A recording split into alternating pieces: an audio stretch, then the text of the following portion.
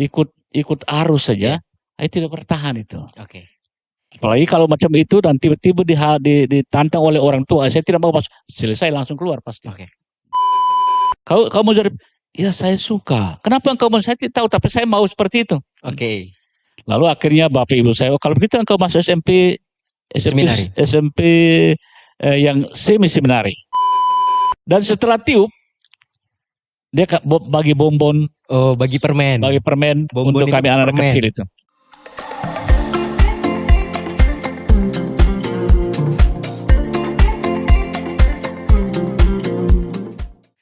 Yesus menampakkan diri ketika ia berjalan ke Emmaus dan kemudian mereka mulai menceritakan kepada murid-murid lain tentang apa yang mereka dapatkan. Halo teman-teman muda sekalian, teman-teman remaja, terutama teman-teman Bina Iman Anak dan Binar Iman Remaja yang tergabung dalam stasi Santo Yohanes Paulus II, Gereja Arnoldus Jansen Paroki Bekasi. Selamat datang di Naumis, Nongkrong with Miss Dinar. Boleh minta tepuk tangannya mungkin? Setelah sekian lama kita setelah sekian lama tidak bersua, kita kembali hadir dalam tema yang bertajuk Misteri Panggilan Tuhan yang bersifat universal. Dan ini merujuk pada bacaan di hari Minggu lalu, yaitu dari Lukas bab 24 ayat 13 sampai 35. Hari ini di episode pertama kita kehadiran tamu yang cukup spesial dan tentu adik-adik sekalian, teman-teman muda tahu dan mengenal siapa tamu yang kita hadirkan dalam podcast episode yang pertama di season yang kedua ini. Langsung aja mungkin tanpa berbasa-basi, ini dia Romo Ambrosius Pantola SVD. Selamat pagi Romo. Selamat pagi adik-adik semua, teman-teman OMK, Miss Dinar. Sebelumnya terima kasih Romo sudah menyempatkan waktu untuk kita sedikit berbincang lah soal mungkin panggilan. Tema kita hari ini itu berbicara kurang lebih banyaknya soal panggilan Romo. Ya, terima kasih. Selamat. Ya, betul. Mungkin teman-teman, Bapak Ibu yang menonton hari ini juga secara daring di rumah, karena kita saksikan lewat YouTube nantinya Romo, sudah mengenal secara mendalam tentang Romo Ambros yang sudah bertugas berapa tahun Romo di Arnoldus? 6 tahun. Terhitung sudah 6 tahun, sudah cukup lama. Tapi untuk itu supaya lebih klop lagi ya Romo ya. Ya. Saya minta Romo untuk memperkenalkan diri mungkin Romo. Oke. Silakan Romo. Baik umat sekalian, Bapak Ibu, saudara-saudari, adik-adik sekalian, selamat pagi untuk kita semua. Selamat pagi. Bagi Bapak Ibu, kita sudah hidup bersama 6 tahun di Paroki Santo Arnoldus Bekasi ini. Dan saya juga sudah menjadi moderator stasi Yohanes Paulus II kurang lebih 4 tahun. Luar biasa. Jadi pasti kita sudah saling mengenal, baik sebagai Romo maupun sebagai umat dalam pelayanan kita di Gereja Arnoldus Jansen maupun di stasi Yohanes Paulus II. Betul. Ya. Jadi kurang lebih seperti itu ya Romo ya. Kurang lebih seperti itu perkenalan yang awal. Spesial dari Romo Ambros ini adalah sudah menemani kita umat stasi Yohanes Paulus II itu kurang lebih 4 tahun. Jadi 2 tahun pertama itu bertugas di sini di Gereja Arnoldus Jansen, kemudian 4 tahun berikutnya dipercaya sampai detik ini ya Romo ya, menjadi Romo moderator. Sungguh luar biasa. Romo, kalau saya mau bertanya lebih mendalam, mungkin kita langsung masuk saja ya Romo ya. Ya, lebih silakan. mendalam terkait panggilan. Ya. 30 April nanti tepat di hari Minggu itu kita akan merayakan aksi panggilan sedunia. Minggu panggilan ya. Betul, Minggu panggilan. Yang mungkin menjadi pertanyaan buat Romo dari adik-adik gitu yang saat ini duduk di bangku SD ataupun SMP. Pertanyaan yang paling mendasar Romo, bagaimana cara untuk menjadi seorang Romo atau suster? Baik, umat sekalian, adik-adik sekalian, panggilan untuk menjadi imam dalam gereja Katolik atau panggilan untuk menjadi biarawati dalam gereja Katolik selalu dikatakan satu misteri Oke. dalam kehidupan manusia. Namun misteri yang dialami oleh orang biasanya lewat cara-cara yang sederhana, yang biasa-biasa, bisa juga lewat cara-cara yang luar biasa.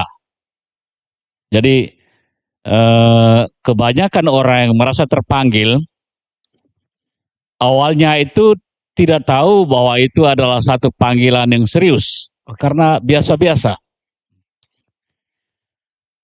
Khususnya saya sebagai Romo yang hidup sudah 34 tahun dalam imamat, 34. dalam hidup sebagai imam dalam trekat SPD yang disebut imam misionaris, Betul. Serikat Sabda Allah. Awal mulanya itu biasa saja, tertarik atau mau menjadi imam dalam gereja Katolik itu hanya lewat hal-hal sederhana saja. Misalnya, awalnya saya dalam hati saya masih kecil, kira-kira umur waktu itu baru berapa tahun ya, baru 6 tahun. 6 tahun itu Waktu saya kecil sekali. SD. Sekitar tahun 1966. Ya. Waktu saya masih SD, ada pastor paroki kami, orang Jerman, orang bule, orang putih, datang berkunjung atau datang tourne ke kampung saya, ke stasi saya. Dan yang menarik itu pastor ini walaupun orangnya tinggi besar, putih, bukan sedikit beda, tapi memang beda sekali dengan orang-orang kampung di timur. Ya. Beda sekali. Timur khususnya dan Indonesia pada umumnya karena dia putih tinggi besar. Betul Romo. Tapi pastor ini begitu tiba sangat akrab dengan anak-anak, sangat dekat dengan anak-anak, sangat dekat. Waktu itu kami masih kecil, baru SD kelas 4, kelas 3. Pastor itu begitu tiba di stasi, dia datang di stasi naik kuda. Selalu tidak ada transportasi seperti motor, mobil pada saat itu tidak ada. Pada saat itu ya Romo ya. Tidak ada. Yang ada itu hanya kuda. Oke. Jadi pastor itu dari pusat paroki datang ke kampung kami, ke stasi kami itu sekitar 18 km. Itu naik kuda. 18 km. Dan pastor ini begitu tiba di stasi dia sangat dekat dengan anak-anak. Sehingga awalnya kami anak-anak yang sedikit segan, sedikit takut. Bahkan namanya anak kampung itu ada macam-macam perasaan. Ada takut, ada segan, ada malu, macam-macam. Karena pastor ini begitu dekat dengan kami, akhirnya kami sebagai anak kecil dekat dengan dia. Dekat dengan dia. Tapi waktu itu belum ada perasaan terpanggil, masih biasa saja. Lalu seterusnya seperti itu tiap 3 bulan dia datang ke stasi kami. Datang ke stasi kami selalu naik kuda dan selalu dekat dengan anak-anak.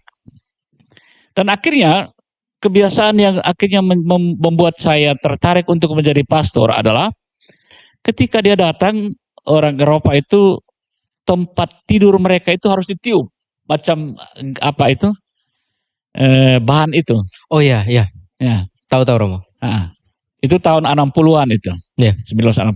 Jadi kasur mereka itu kita harus tiup supaya dia bisa kembang dan dia bisa tidur. Lalu dia panggil kami anak-anak ini untuk tiup. Tiup itu. Tiup bergantian tempat tidurnya itu. Yeah. Supaya dia bisa kembang. Dan setelah tiup, dia bagi bonbon. Oh, bagi permen. Bagi permen bonbon untuk kami anak-anak kecil itu. Lalu sesudah itu, namanya anak kecil, karena dia juga tepuk tangan, ayo main. Kami salto di situ. Macam itu. senangnya. Saking senangnya lalu tempatnya sudah tiup, sudah berkembang, sudah kembang. Betul. Lalu kami anak kecil itu salto di atas tempat tidurnya itu. Betul. Lalu dia tepuk-tepuk tangan. Lalu itu terus seperti itu. Lalu saya pikir, oh ternyata Pastor Bule ini baik ya. Awalnya kita sangat takut dengan dia karena dia orang bule sama sekali, orang barat, orang Eropa, orang kulit putih, beda dengan kita, tapi sangat baik dengan anak-anak ini. Oke. Lalu pada waktu saya SD kelas 6 itu tahun 72.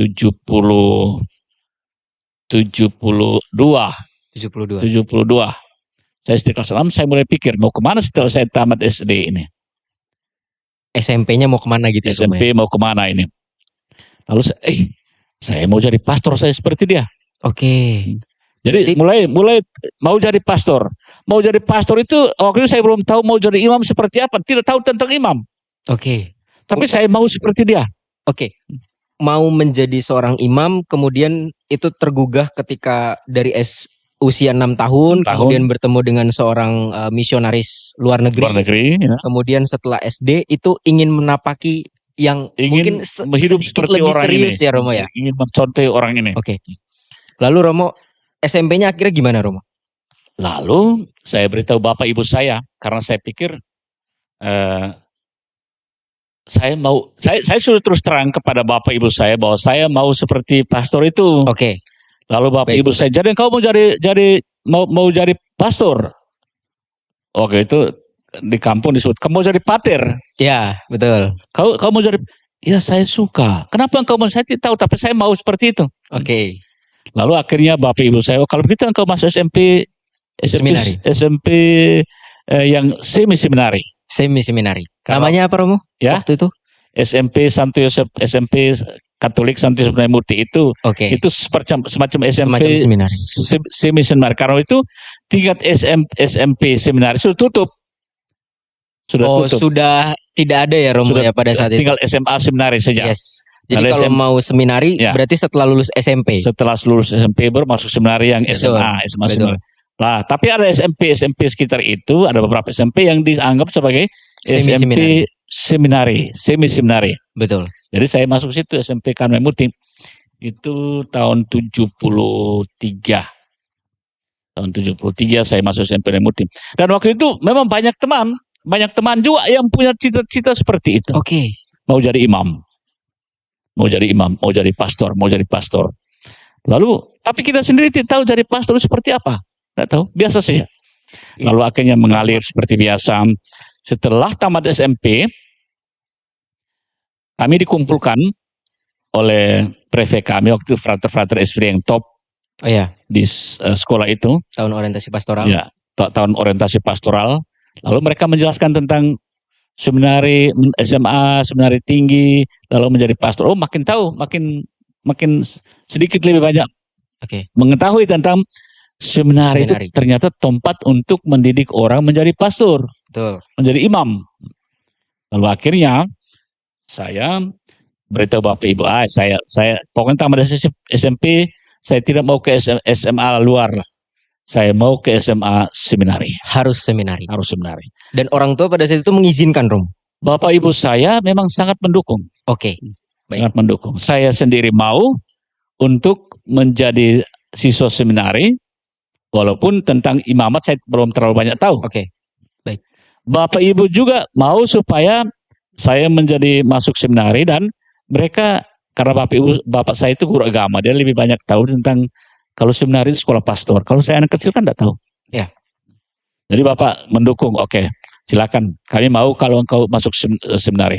Jadi tahun 77 masuk seminari Lalian di Timor. Oke, itu tingkatnya SMA, Romo? SMA. Oke, mungkin di situ dulu, Romo. Saya mau memberikan feedback gitu kurang lebih.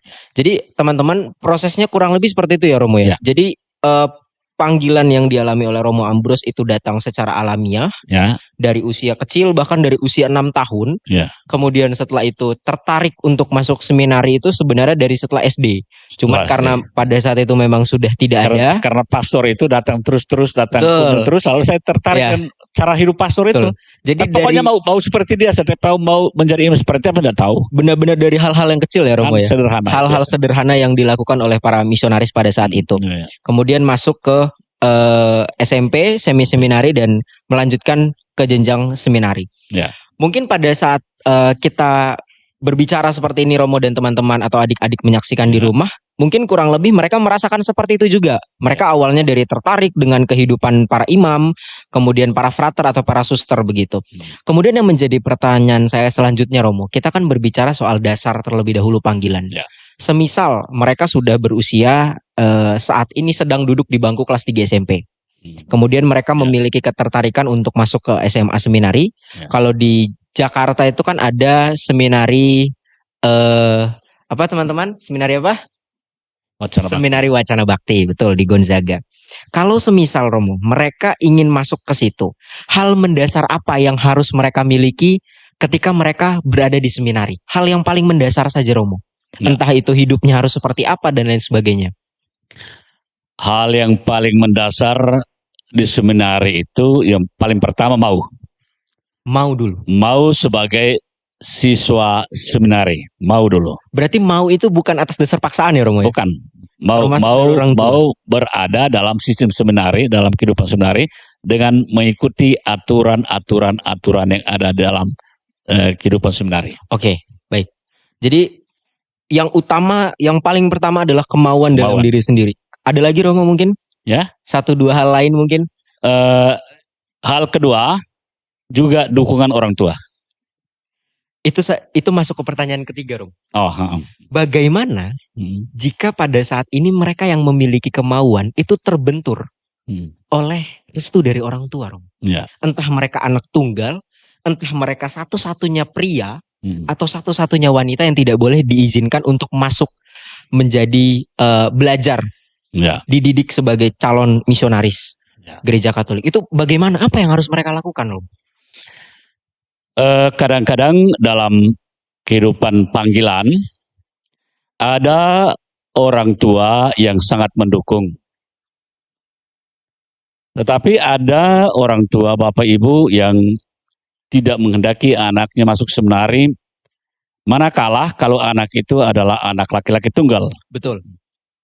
Kalau untuk anak laki-laki tunggal dan khusus bagi suku-suku tertentu, memang sulit untuk menjadi masuk seminari. Ya. Tapi kalau anak laki-laki tunggal itu betul-betul punya panggilan, dia tetap akan berjuang, berusaha untuk mengikuti hati nurani panggilannya itu. Oke. Ya tetap, karena pengalaman kami waktu kami di seminari, bahkan sampai frater, ada juga yang orang tua mati-matian tidak mau, tetapi anak itu mati-matian menekuni. Yang pertama tadi Romo, atas dasar kemauan yang besar. Ya, kemauan. Atas kemauan dan memang kemauan untuk hidup sebagai calon seminaris, calon imam. Betul. Kemauan. Artinya kalau mau berarti semua tantangan-tantangan yang ada dalam hidupnya itu pasti bisa diatasi. Betul. Dari dirinya. Ya. Tantangan eksternal seperti dari orang tua atau dari lingkungan atau dari mata pelajaran. Kalau dia punya keinginan yang kuat, pasti bisa diatasi. Oke. Tapi kalau dia juga keinginannya itu macam ikut rame saja, ikut arus saja, itu tidak bertahan itu. Oke. Apalagi kalau macam itu dan tiba-tiba ditantang oleh orang tua, saya tidak mau masuk, selesai langsung keluar pasti. Oke. Ini cukup menarik ya Romo. Ya. Berarti yang bisa menjadi kesimpulan untuk teman-teman dan mungkin orang tua yang ada di rumah adalah bahwa ketika kemauan itu dibenturkan oleh restu yang tidak mengizinkan. Jika kemauan itu sangat besar, panggilan itu, karena panggilan itu adalah sebuah misteri, baik putranya maupun putrinya itu akan tetap menapaki panggilan dan itu tidak dilarang. Oke, itu saya setuju dengan pendapat Romo seperti itu. Kemudian Romo, hal fundamental lainnya yang atau hal-hal mendasar yang terkadang sebenarnya menjadi pertanyaan, dan saya pun saat ini kan sudah menjadi remaja, sudah menjadi OMK, tapi dulu saya punya pertanyaan yang paling mendasar. Kalau dulu saya lihat romo-romo di sini kan romo-romo SVD dari sejak lama. Ya. Itu di belakang namanya itu biasanya ada SVD. Kemudian kalau saya ke paroki-paroki lain, kadangkala ada yang belakangnya itu SJ atau belakangnya itu ada CSSR. Ya. Pertanyaan mendasar Romo, mungkin adik-adik juga bertanya, itu apa sih Romo? Ya. Baik, adik-adik sekalian, umat semua, SVD itu imam religius tarekat. Oke. Yang disebut tarekat Sabda Allah. Atau dalam bahasa Latinnya itu Societas Verbi Divini, SVD. Jadi SVD itu Serikat Sabda Allah dalam bahasa Indonesia. Sedangkan dalam bahasa aslinya, bahasa Latin itu Societas Verbi Divini. Itu SVD. Oke. Kalau dengan Projo, yang membedakan antara Romo SVD dengan Romo Projo, yang secara mendasar saja Romo, itu apa? Perbedaan antara imam Projo dan imam SVD atau imam tarekat adalah imam tarekat itu mengucapkan 3 kaul dalam gereja, yaitu kaul kemiskinan, kaul kemurnian, kaul ketaatan, dan kaul kemiskinan. Itu kalau SVD Romo? Ya, untuk semua yang tarekat. Oke, untuk semua yang bertarekat. Bertarekat ini berarti dalam artian misionaris ya Romo? BSF, ya, CSSR. Tapi kalau diosesan Romo, kalau PR? Kalau Projo atau diosesan, mereka terikat dengan uskup diosesan. Oke. Nah, oleh karena itu mereka ada berjanji untuk taat kepada uskup diosesan. Oke, baik.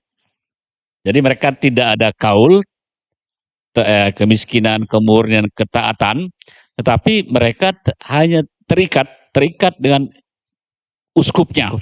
Dan oleh karena itu mereka taat dengan uskupnya. Berarti kalau uskupnya bilang tugas di paroki ini ya, harus taat Romo. Taat. Nah, berarti secara kalau aku ambil kesimpulan ya Romo ya, berarti ini kalau teman-teman atau adik-adik di sini yang tetap mau melayani hanya lingkup-lingkup keuskupannya itu bisa masuk ke Projo. Ya, imam Projo adalah imam gereja lokal. Oke. Imam keuskupan. Jadi beda dengan imam tarekat. Imam tarekat itu bisa bekerja di semua keuskupan di mana saja dibutuhkan. Di negara lain pun bisa. Di luar negeri juga boleh. Oke. Atas permintaan dari luar negeri. Tapi kalau imam Projo, pertama-tama mereka bekerja dalam keuskupannya. Oke. Nah, kalau misalnya ada keuskupan itu memiliki daerah misi di keuskupan lain, seperti kita di Keuskupan Agung Jakarta ada beberapa daerah misi Keuskupan Agung Jakarta itu di Papua. Oke. Di Papua ada imam Projo dari Keuskupan Agung Jakarta yang diutus ke Papua menjadi imam di sana. Oke. Ada juga Keuskupan Agung Jakarta memiliki daerah misi atau paroki misi di Kalimantan. Oke. Imam Projo dari Kalimantan, imam Projo dari Jakarta diutus untuk bekerja di daerah Kalimantan. Dan misalnya ada kontraknya berapa tahun, sekian tahun, 5 tahun dia kembali ke Jakarta. Oke, paham. Atau sekian tahun dia kembali ke sini, ada yang lain lagi ganti macam itu. Betul.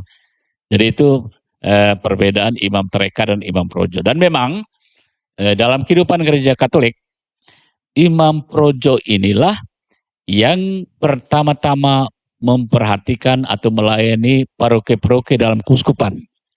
Ini tugas imam Projo. Imam tarekat itu hanya membantu. Kalau memang uskupnya membutuhkan imam tarekat dalam diosisnya. Dia minta Kita bisa minta dari SVD, minta dari ISWIT, minta dari OFM, minta dari Kapusin, macam itu. Oke. Tapi utamanya itu memang Imam Projo. Berarti begini Romo. Ya. Ketika seorang yang sudah selesai dari seminari menengah, kemudian dia memilih, entah dia memilih tarekat apapun, SVD, kemudian CSSR dan lain sebagainya yang berhubungan dengan misionaris, berarti dia bisa ditugaskan di luar negeri atau dimanapun, yang terpenting itu adalah wilayah misi dari tarekatnya. Tarekat bersangkutan. Oke. Tetapi kalau teman-teman yang mau melayani di wilayah keuskupannya, misalkan teman-teman yang saat ini mengemban pendidikan gitu di bawah naungan Projo Keuskupan Agung Jakarta, berarti nanti ketika menjadi seorang imam, ia akan melayani di wilayah Keuskupan Agung Jakarta. Ya. Kurang lebih seperti itu, Romo. Ya. Oke. Bisa dipahami dan saya rasa bahasa ini juga akan mudah untuk ditangkap oleh adik-adik dan juga mungkin Bapak Ibu yang ingin menjelaskan kepada anak-anaknya nanti. Dan Imam Projo untuk melamar, itu lamarnya ke uskup.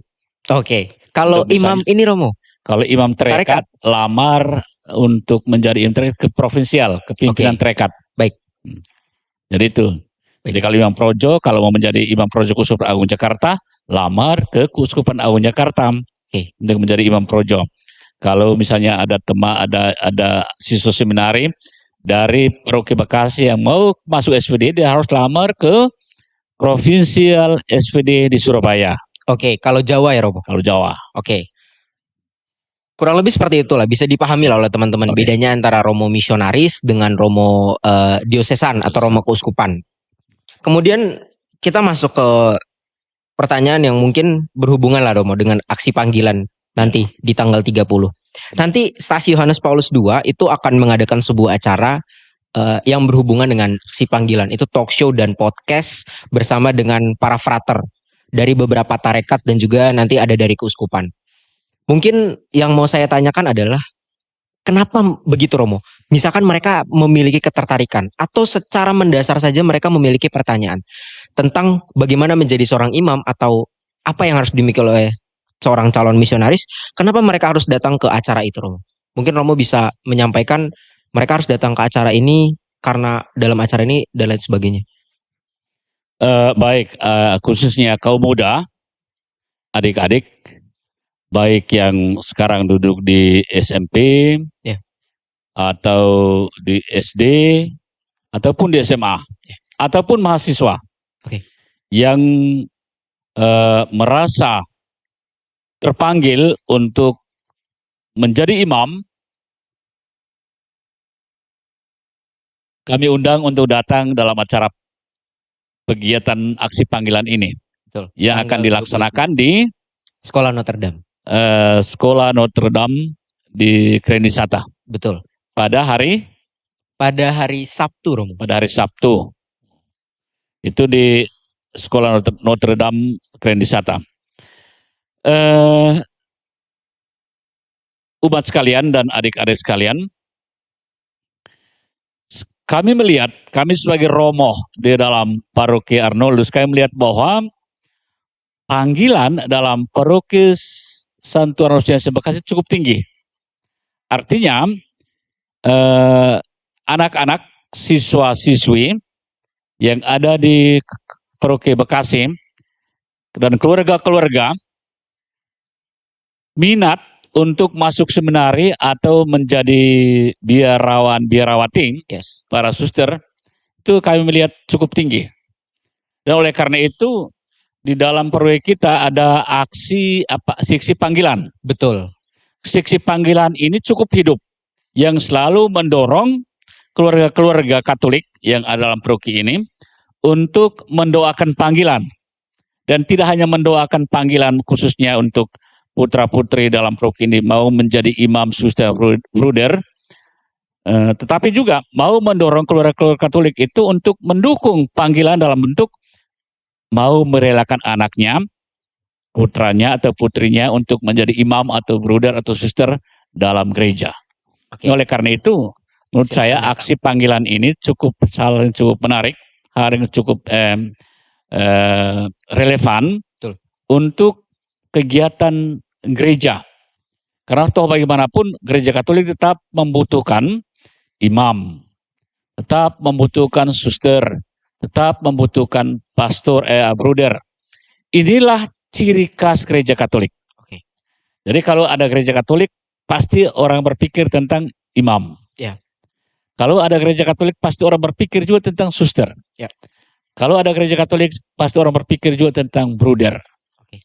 Jadi karena itu, menurut saya, inilah tanggung jawab kita sebagai umat. Kalau kita mau gereja Katolik ada di kuskupan kita, tetap ada di kuskupan kita, atau tetap hidup di proyek kita, maka kita juga harus merelakan atau mendoakan, kurang mendukung panggilan untuk kehidupan khusus ini. Betul. Panggilan khusus ini itu menjadi imam, bruder, suster. Karena ini panggilan khusus dan ini tanggung jawab sebagai umat. Oke, baik. Jadi kurang lebih Bapak Ibu, mungkin saat ini masih terhalang oleh karena tidak bisa, anak saya anak tunggal, atau perempuan saya dalam keluarga, ada anak perempuan saya itu anak tunggal dan lain sebagainya. Mungkin jika masih terbentur oleh hal-hal itu adalah hal-hal yang wajar ya Romo ya.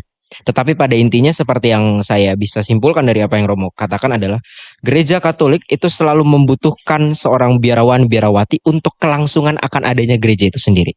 Jadi kalau Bapak Ibu di samping ingin anak-anaknya tetap menjadi seorang Katolik, harus ada hal mendasar juga di dalam itu ya Romo. Harus ada gerejanya dulu. Dan oleh karena harus ada gerejanya, harus ada misionarisnya dulu. Harus ada romonya, harus ada susternya, dan lain sebagainya di dalam situ. Brudernya. Oleh karenanya, acara yang dipersiapkan oleh seksi panggilan di Stasi Yohanes Paulus II, ini memang sudah dipersiapkan sedemikian mungkin, dengan cukup rapi, dengan cukup efisien, dengan harapan agar apa? Bapak Ibu yang memiliki putra dan putri bisa mengajaknya. Kalau memang putra dan putrinya bahkan ingin sendiri, itu bahkan sangat dipersilakan ya Romo. Ya. Apalagi jika mereka memiliki ketertarikan untuk nantinya masuk ke seminari. Oke, mungkin kita sudah berbicara cukup panjang ya Romo tentang bagaimana pengalaman misteri Romo secara singkat ketika masuk seminari. Kemudian pertanyaan fundamental atau pertanyaan mendasar tentang kenapa selalu melekat 3 huruf di belakang nama Romo, SVD, atau nama-nama Romo lainnya itu ada Projo, CSS, dan lain sebagainya. Itu perbedaan mendasarnya apa. Dan saya rasa teman-teman atau anak-anak muda itu bisa memahami apa yang disampaikan oleh Romo Ambrose tadi. Mungkin terakhir Romo, yang mau saya tanyakan kepada Romo. Kira-kira kalau semisal untuk acara besok itu yang datang hanya sedikit, atau mungkin yang sedang menonton ini tidak merasa tertarik, apa yang mau Romo sampaikan kepada Bapak Ibu yang ada di rumah, yang punya anak yang sedang usia SD atau SMP atau SMA bahkan, apa yang mau Romo sampaikan untuk mereka? Baik, umat sekalian dan adik semua, apakah orang tertarik atau tidak tertarik untuk ikut aksi panggilan ini, dan juga tertarik atau tidak tertarik untuk menjadi imam nanti atau suster atau bruder, itu tidak menjadi soal. Oke. Tidak menjadi soal. Yang paling utama, paling penting itu adalah dalam kehidupan kita sebagai orang Katolik, kita selalu sadar bahwa gereja Katolik membutuhkan imam-imam. Itu yang harus disadari. Itu disadari. Gereja Katolik membutuhkan para biarawan-biarawati. Betul. Gereja Katolik membutuhkan pemimpin-pemimpin yang disebut kaum religius. Oke. Itu perlu. Jadi apakah kita tertarik atau tidak tertarik, tapi itu menjadi perhatian kita, perhatian umat, bahwa gereja membutuhkan ini, gereja memerlukan tenaga ini. Oleh karena itu, siapa yang mau menyiapkan tenaga-tenaga ini? Ya umat sendiri. Betul. Umat sendiri yang menyiapkan tenaga-tenaga imam, tenaga-tenaga suster, tenaga-tenaga bruder, atau tenaga-tenaga untuk kehidupan religius, kehidupan biarawan-biarawati, untuk ambil bagian dalam karya pewartaan gereja, bekerja di kebun anggur Tuhan. Kira-kira macam itu. Jadi terserah aja kalau mau tertarik, tapi ada komitmen itu. Kita punya kemauan itu.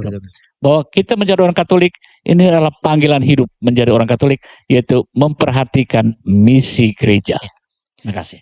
Jadi poin mendasar yang Bapak Ibu mungkin saat ini sedang tonton atau adik-adik bahkan yang sedang menonton ini adalah soal tertarik atau tidak tertarik itu urusan belakang. Ya. Tapi yang harus disadari penuh dan disadari betul adalah gereja Katolik itu butuh seorang misionaris untuk melanjutkan keberadaan gereja Katolik itu sendiri. Dan siapa yang bertanggung jawab kalau bukan kita? Tidak ada gitu. Jadi yang bertanggung jawab penuh dan bertanggung jawab utuh ya siapa lagi kalau bukan kita ya Romo? Semua umat. Untuk kita. Semua umat. Itu yang bertanggung jawab untuk mewariskan keberadaan gereja Katolik melalui misionarisnya. Imam, suster, bruder. Betul. Jadi mungkin karena itu tadi penutup, saya mau sampaikan satu hal penting juga Romo. Tentang acara yang akan berlangsung. Ya. Acara itu nanti akan berlangsung seperti yang Romo sampaikan tadi sudah di-mention oleh Romo. Itu akan berlangsung tanggal 29 April tahun 2023. Bertempat di Sekolah Notre Dame. Itu di Grand Wisata. Jamnya kira-kira jam 14 atau jam 15. Selesainya pun tidak lama. Selesainya itu jam 17 atau jam 18 itu sudah selesai. Gitu. Jadi silakan datang, silakan ramaikan, silakan tanya banyak hal soal panggilan. Karena nanti di sana ada frater dari beberapa kongregasi dan juga nanti ada dari frater Keuskupan Agung Jakarta. Kemudian nanti ada suster yang tergabung dalam wilayah tugas di Gereja Arnoldus Jansen itu ada 3 ya Romo. Ya. KSFL, kemudian ada PRR dan ada Suster Notre Dame. Itu nanti ketiganya itu akan datang. Perwakilan dari masing-masing kongregasi. Jadi baik itu putra, baik itu putri, silakan datang dan ramaikan. USF nanti juga ya. Akan didukung oleh kakak-kakak dari OMK dan juga dari Misdinar Stasi Yohanes Paulus II. Harapannya seperti itu. Oke, mungkin terakhir sebelum saya tutup, closing statement Romo. Untuk adik-adik di luar sana yang mungkin tertarik atau bahkan yang tidak tertarik. Dengan orang tua yang mengizinkan atau bahkan belum mengizinkan putra-putrinya untuk menjadi calon misionaris. Silakan Romo. Baik, adik-adik sekalian, paling penting dalam kehidupan panggilan untuk menjadi imam, bruder, suster, menyadari bahwa ini adalah panggilan Tuhan sendiri. Ya. Panggilan Tuhan sendiri. Dan namanya panggilan Tuhan ada banyak hal, namanya Tuhan yang memanggil ada banyak hal yang kita tidak mengerti. Atau dengan kata lain ada banyak hal yang begitu misteri dalam kehidupan kita. Begitu misteri. Kita tidak paham.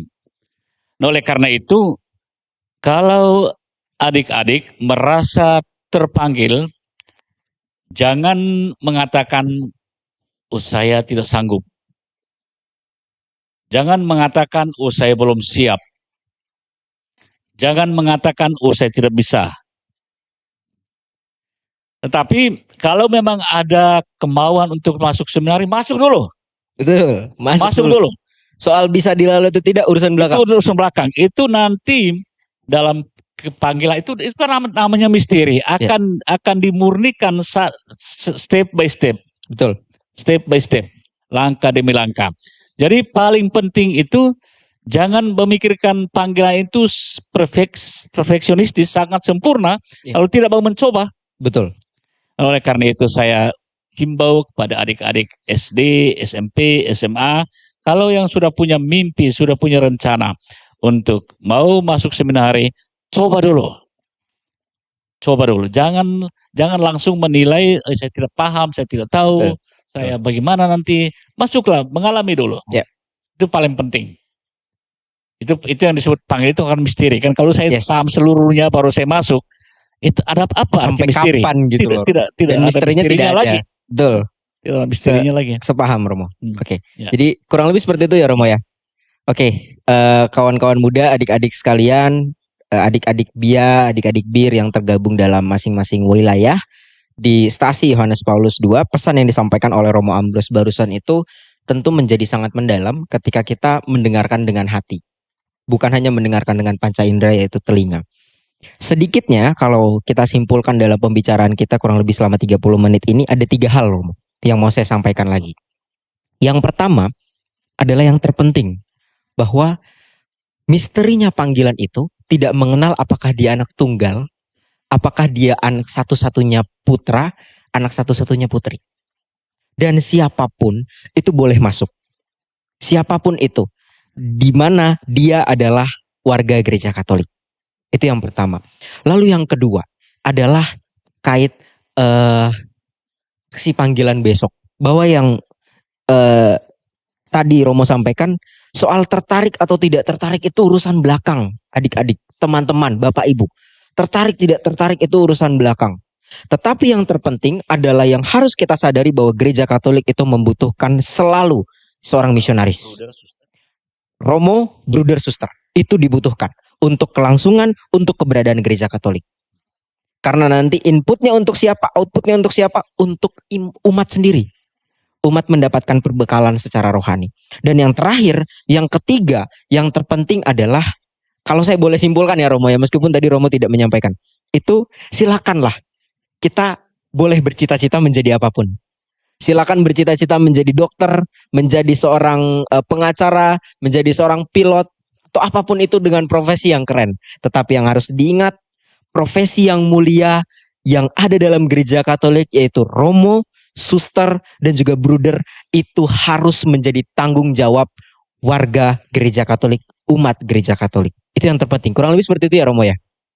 Begitu. Jadi perbincangan kita mungkin usai Romo. Tapi yang mau saya sampaikan adalah bahwa ini tidak akan selesai sampai di episode ini. Episode kedua nanti akan ada para suster. Dan juga nanti yang puncaknya adalah bersama dengan para frater. Begitu. Jadi silakan disimak terus rangkaian podcast di season yang kedua ini dengan harapan supaya ini menjawab beberapa pertanyaan mendasar lah dari adik-adik yang ingin menjadi seorang imam. Terakhir dari saya mungkin ke depannya akan ada seorang host yang kece juga, akan ada podcaster juga yang lebih kece dari saya yang akan menemani dan mendampingi di season kedua, episode kedua itu bersama dengan suster dan bersama dengan frater. Siapa orangnya? Mungkin ada tayangannya. Inilah profilnya. Silakan disaksikan.